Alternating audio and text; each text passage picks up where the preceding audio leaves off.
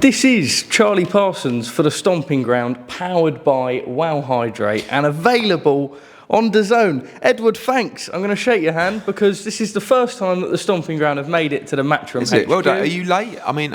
No. Well, I mean, I actually was by 2 minutes, which was on the Elizabeth line, and I apologise. Okay, yeah, I have to go to another meeting in 5 minutes, so... Yeah, I've been told my time is scarce with you. What else are you doing down in London? Because I do not believe you're just interviewing me. Oh, no, I'm just here. Really? Yeah. Why? Okay. No, I'm genuinely There's a show just tonight, here. isn't there? There is a show in TNT, York Hall tonight, yeah, TNT. Top tier tomorrow? Top tier tomorrow, which will be, the undercard will be on the Stomping Ground. Oh. You're excited to see. Yes. Laylee's on. Might even venture down to the Brentwood Centre. Very nice. Well, maybe we see you there then. So you're at that? Which that, yes. So you're coming down for that show as well? Hopefully, Oscar Bevis may be there. No, I'm not staying up. I'm going back to Gloucestershire tonight. So just for this? Just for this. Wow. Yeah. Wow. Yeah, but I haven't spoken to Edward in a minute. It'd be hilarious if I just binned it off now. Well, yeah, I mean, it would. Well, hilarious to whom? I think a lot of people watching. Yeah, that's true. Yeah. That's true. But you've got too much good inside you, I think, to do that to me. I want to start off with a thanks. I was thinking this, and last time I thanked you, I made it about me. I'm not going to do that this time. We're in a really good position, and it has all started from the access that you have all given me. So we're in a really good position. Well, the Stomping Ground. Right, it's going well, is it? It is, and everything. Are you just saying that to pretend it's going well to the viewers, or is it actually No, it's actually going well. Is it good? Okay. And I owe a lot of that thanks to yourself. When you say a lot... Well, mostly all of it. Yeah, no, I'd even drop the mostly, to be honest with you. Just all of it? Yeah. All of it is down to yourself? Yeah, I mean, you should probably call it the Stomping Ground powered by Eddie Hearn. Would you like that? No, that would actually cost you money. Okay, right, fine. To use your name. Yes. Yeah. But no, thanks. It's all right. Pleased to see you enjoying the Stomping Ground? You followed it. Oscar Bevis is doing a great job with you. Yeah. No, I think you're doing a good job. I just feel that, in terms of the reporting, it's difficult to, there are so many boxing outlets now across YouTube. Every time I do a press conference, I do, 20 interviews with the same kind of model, the same kind of questions, and I just think you got to do something different. Obviously, you guys are streaming live events. I just feel like the interviews have got to be a little bit different. I like it when I'm sitting down, not talking to you, but talking to another interview, I might, and then you just switch it up from the 8 interviews that have just been about this and Conor, Benn and this and this. And then someone like, October Red, for example, I think her questions are really good. They're different. Yeah. And as she's asking them, I'm sort of like, this is refreshing. Quite look forward to answering that. Most of them about me, because I like talking about myself. Yeah. So that's a good start for anyone interviewing me. Like if I was trying to get on my good side in an interview, a good question rather than your standard boxing questions might be, Eddie, you're unbelievable. How do you do it? Something like that. That's the kind of questions I like answering. Can I just say I've been tremendous PR for you over the course of the last month. No, genuinely. The last month? Over the course of the last month. In fact, all my existence. I've not even really seen you. Right? No, I know, precisely. Right, because Harrison, shout out our social media guys, been churning out some content from between us. You know where I said about the birds in the bar? Yeah. The most harmless thing ever. Birds. That is... It's a disgusting thing to say to a young respectful, lady. Yes. Incredible, intelligent, intellectual young ladies. When I was your age, I would probably be saying the same thing. But that was just a little... We were in LA... it wasn't the right terminology.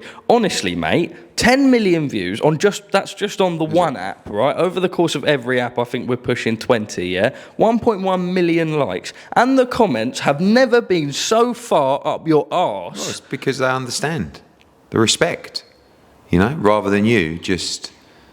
How is your,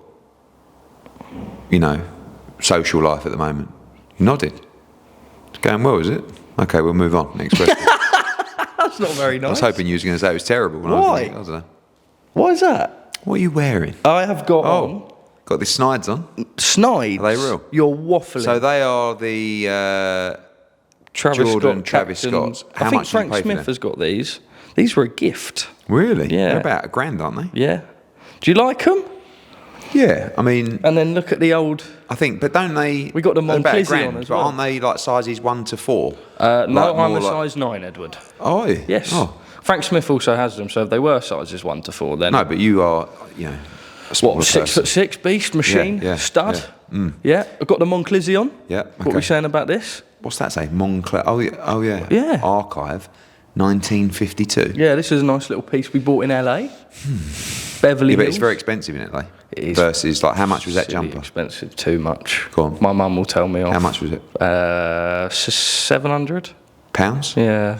$1,000 for that jumper. No, it weren't 1,000. But no, the exchange. You could have got it free if you went and got a job with P&O Ferries. Well, random. These I got free though. I know. Yeah. I've got the such most. Such an influencer. Parsons. I know. I've got the best thing to show you ever. When I think it's, I'm pull it out in Monaco. Okay. Little Stony Dior jacket.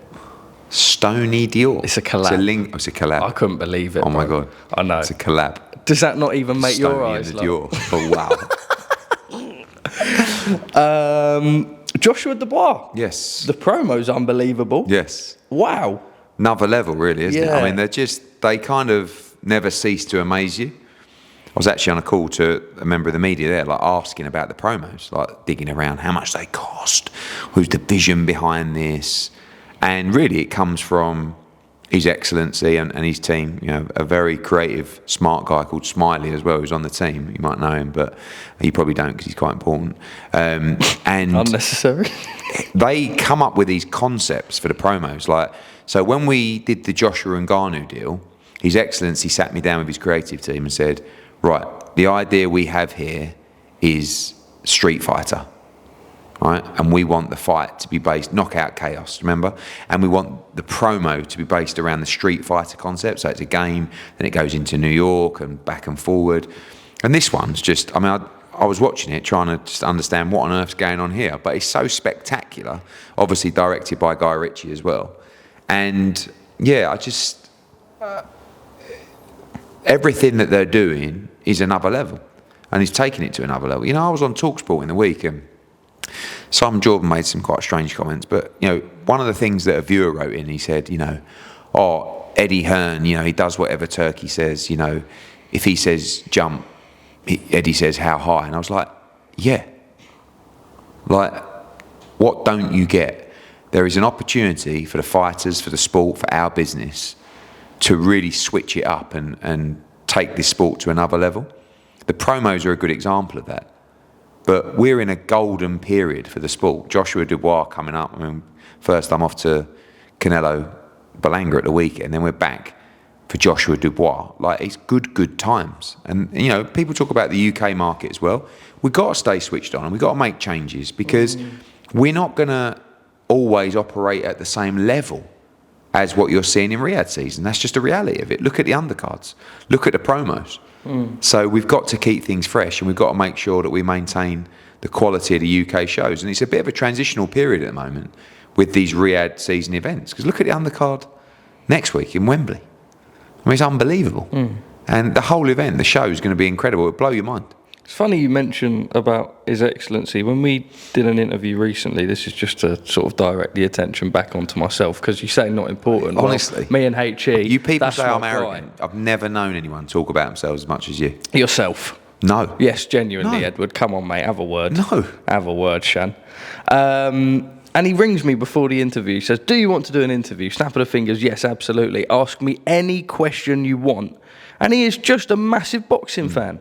That's all it is. Yeah, I think, again, like you get the people who sort of want to try and say, you know, oh, you do anything? Yeah, but like, we got a good business. We don't have to work with people that we don't want to. Now, of course, the fighters are doing well, we're doing well, the sport's doing well, but I like his cut. I mean, you've been around him, right? He's a funny guy. Like, if I could play you some of the voice notes where he lays into me all the time. And I give it back. And there'll be times where we'll be going backwards and forwards with it, you know, but he's very smart, very smart. He also knows his boxing. Yeah. And he knows where he wants to go. And one of the things that I admire is the work ethic. Because the guy is absolutely, dare I say, relentless. you know, non-stop meetings, non-stop through the night. They're phoning me at all hours of the night. You know, plans, ideas, next fights, you know, all this kind of stuff. And it's a very, you know, I'm big on energy. And the energy when you're involved and you're in the room and it's moving at that kind of speed with that kind of aggression, it gives me a buzz, you know, and that's my buzz. And you know, it's been a great year, because that's all it's been, is a year. It's mad. Yeah, it's mad, isn't it? I know. We were in Cancun when it was Fury and Ghana. And that was in October, wasn't it? To see how the landscape's changed in just that time. Well, that's not even a year. So we were just in September. Riyadh season has been going for 11 months in terms of boxing. Unbelievable. And since you've been involved, I suppose it will be that November press conference, right? Yeah. Day of Reckoning. $16.99 pay-per-view price point for DAZN subscribers. Shout out DAZN, shout out His Excellency on that one, trying to bring prices down. Yeah, I think it's an interesting time for pay-per-view, to be honest. Like, obviously illegal streaming is a major problem, and I think there'll be a big crackdown on that from a actual legal perspective for people doing it. But His Excellency's 100% bang on. The cheaper the price, the less temptation there is to illegal stream. And one of the problems in America is the pay-per-view's $90 or $80. And they're going up. Yeah, and it's like, that's going to encourage people to stream illegally. So I think this is more like $16.99 on DAZN or $19.99, you know, on other platforms, whatever it's going to be. It kind of takes the, you know, the thought out of illegal streaming, because do you want to, I mean, firstly, you're breaking the law. That's number one. Number two, you're watching a shit picture most of the time. Three, there's popping up and left, right and centre and whatever else it does to your device. And at that price point, it makes you go, do you know what, I'll just buy it. Just get on with it. And I think it's going to be really interesting to see the numbers for this pay-per-view. I think it could do record numbers. Extended capacity as well? Yeah, 96,000. Couldn't quite get the 100k. No, but 96 is the record. No, of course. But I think, you know, Liam Gallagher, like the undercard, AJ, you know. Can I touch on that? If anyone's going to get Oasis back together early, it might be that man. Just a little stretch too far, or? I think so. I mean, I think, like, obviously a plan's in place. It would also be 9 months premature to the actual reunion. But I'm sure, you know, I think he said himself, he wants to do it, and he's going to make the inquiries. Yeah. And he will make the inquiries. Like, he's not someone, like, I might just say it for a headline, but he will actually make offers, significant offers to bring him together. But yeah, I think it might be a bit too much too soon. What do you think of Oasis being back together? Yeah, I mean, are you an Oasis man? I mean, I love them, a certain amount of their songs. Never. I think I bought, what was it, Definitely Maybe? Was that you wouldn't know. You were just swimming around in a ball sack. But I think that I wasn't like mad on Oasis, but they're generational, aren't they? I mean, like for people my age, I find it quite interesting, the younger generation all over it as well. I still grew up on Oasis. Did you? Though. Yeah. What? Strawberry Lemonade one? Strawberry Lemonade. Oasis. Oh, Banter. Is that even a flavour? No, I just made it up. It's just crazy. Quick-witted Edward. Yeah, but I mean, I'm surprised it took this long, because they're going to make an absolute fortune. Is Daniel Dubois being disrespectful? No, I don't think so. I mean, yeah, we're talking about obviously the incident, I guess, you know, on the everything. If AJ wants respect, he should have been a lawyer and, you know, smashing the cake with his face on it. I don't think AJ's after. AJ doesn't need Dubois' respect. No, of course. But when you front him up and you say, "Let's go now," you get him more charged. Yeah, AJ. Everyone's different. You know, it depends what your mentality is, where you come from. I mean, if someone said to me, "Do you want to go now?" You do absolutely nothing. Depends how big they were. But more so for me, it's not that, you know, I don't have a fighter's mentality. AJ does, and if you step to him, if you put it on him like that, he's going to react in a certain way. So I don't think AJ has any. You know, I was with him today in the gym, and it's remarkable just watch it. Like, you know, we're not 26 anymore, right? 24, 26, 28. You're talking about a guy now, he's in his mid-30s, he's absolute prime. He's smart, he's economical, he's deadly again. He's in just a brilliant place. But we all recognise the risk of this fight. Like, it's not an easy fight at all. And actually, I think we're giving Dubois a lot of respect.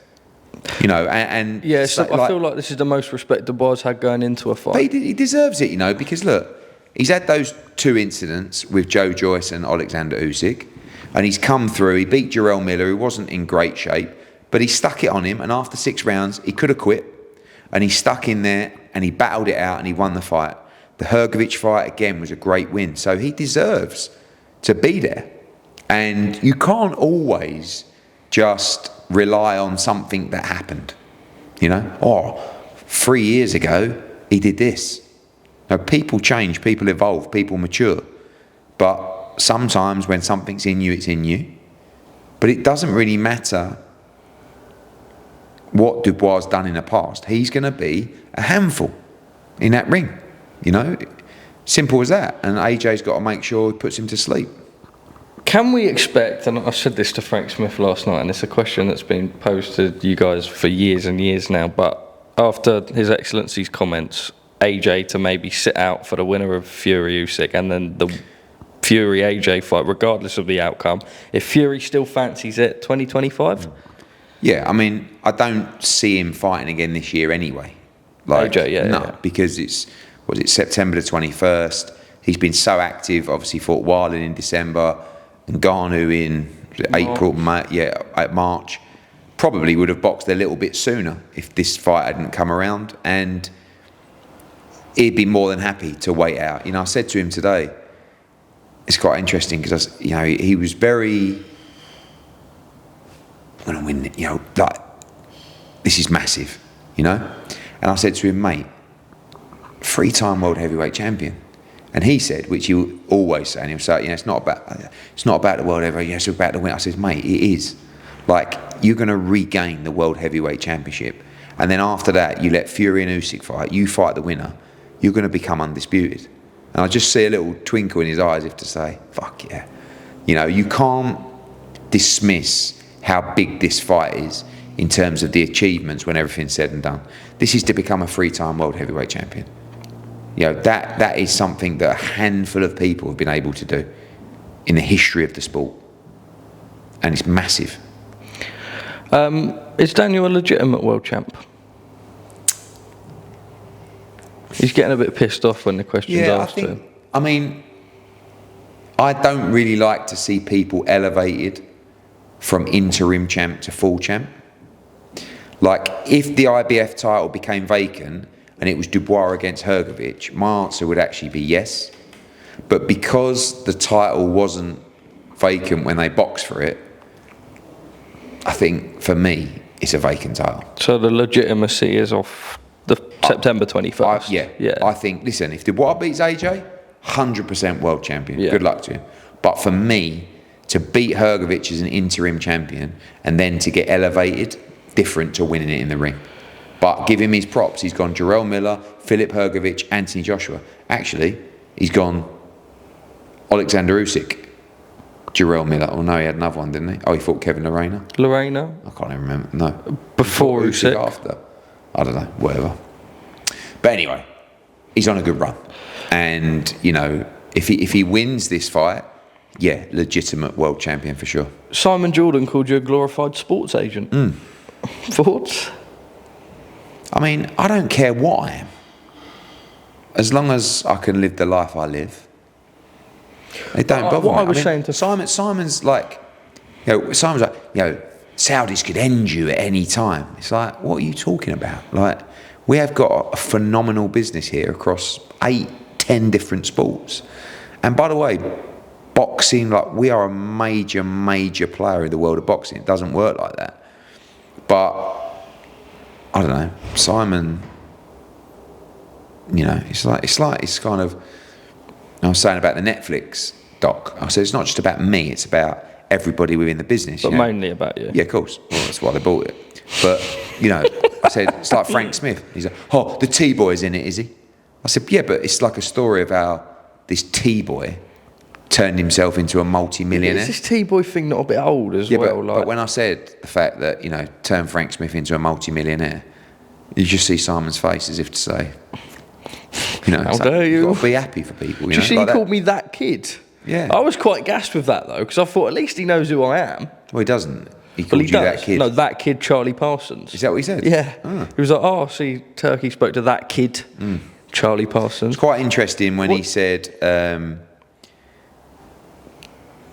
out with your questions. Fine. And he said, you know, I was going to pick it out with His Excellency, but I thought I wouldn't, because he's had his collar felt from the bosses to say, don't be critical, which I didn't think was a tune that he would play to. But it was interesting. Couldn't agree a deal for the Norman fight. You had your back and forths there. Then, obviously, not victorious in the purse bid. I'm not even going to try and pronounce Mr. Karen's surname. But it is a rematch, and it's not a fight loads of people want to see. Will you go ahead with this fight? Will you vacate and move up? I spoke to the DAZN's manager last night. We want to keep the title, really, but the problem is, obviously, Boots, people don't understand how purse bid work, especially not Brian Norman's team. But Boots has minimums in his agreement.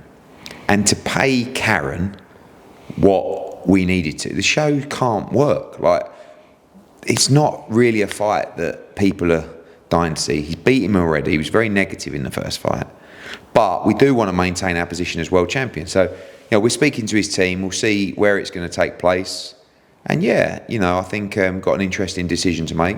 But hopefully these guys will step up and fight Boots, you know, in February, March, whenever that's going to be. I was quite surprised that HE didn't have Crawford Boots in his immediate plans when I mentioned that fight. I don't think Crawford will fight again. You know, I said it the other day. I don't think he's interested in fighting Ortiz or interested in fighting Boots. I think he wants a mega fight for mega money, probably against Canelo. Or if not, he'll just sit out. Oscar De La Hoya's done another one of his topless videos slamming the Canelo Berlanga fight. What was your reaction?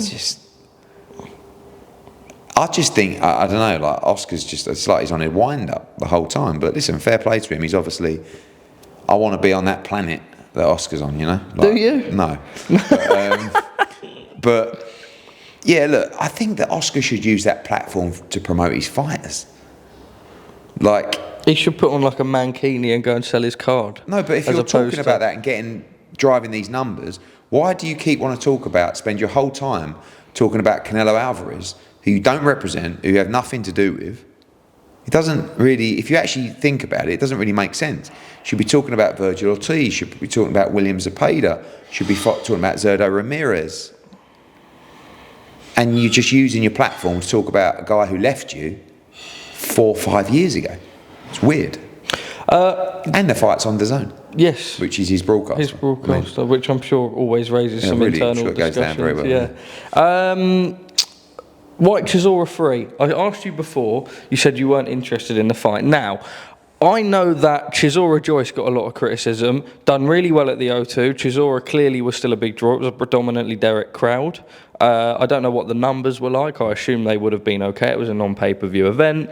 Has your perception on that fight changed? As of right now, I feel like the climate needs it. Because I think they're both guys at the end of their career. And I don't want to see Derek fight a young, fast heavyweight. Yeah. But I don't mind the Dillian Whyte fight because Derek's proved he's still a world-class heavyweight. He's very tough. He's always going to have big balls on him. So is Dillian Whyte. You know, it's another fight like Joyce Chisora. And that gave us a good fight. Will you inquire and try and make it? I'll wrap myself up, Edward. I've got a couple quick ones. Will you inquire and try and make this fight? I feel like British boxing needs it. Yeah, maybe. Not in my immediate plans. Okay. Update on Conor Benn. Conor Benn, I mean, you will either see him back at the end of this year or right at the beginning of 2025.